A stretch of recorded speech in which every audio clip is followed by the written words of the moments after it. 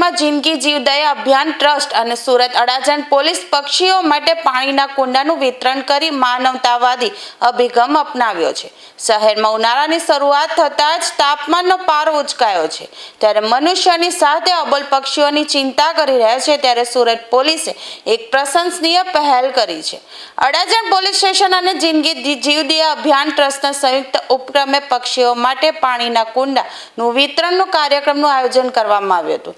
ગરમીના દિવસોમાં પક્ષીઓને પાણી મળી રહે તે હેતુથી આ સેવા યજ્ઞ શરૂ કરવામાં આવ્યો છે। નાગરિકો પણ પોતાના ઘરની બહાર પક્ષીઓ માટે પાણી રાખે તેવી પણ અપીલ કરવામાં આવી છે। આજરોજ અડાજણ પોલીસ સ્ટેશન વિસ્તારમાં આવેલા પ્રાઇમ માર્કેટ ખાતે અબોલ પશુ પક્ષીઓ માટે કુંડા વિતરણનો કાર્યક્રમ રાખવામાં આવે છે, જેમાં 250 જેટલા કુંડાઓનું વિતરણ કરવામાં આવેલું છે। લોકો માટે એટલો જ મેસેજ છે કે તમે પોતાના ઘરમાં અગાશી ઉપર, બાલ્કની ઉપર કે અન્ય બહારની જગ્યાઓ ઉપર કુંડાઓ રાખી અને તેમાં રેગ્યુલર પાણી ભરો, જેથી કરીને અબોલ પશુ પક્ષીઓને ઉનાળાના તહેવારમાં જેમ આપણને પાણીની જરૂર વધારે પડે છે તેમ એમને પણ પાણીની જરૂરિયાત વધારે પડે છે, જેથી એ સરળતાથી પાણી પી શકે અને એક પુણ્યનું કાર્ય આપણે કરી શકીએ।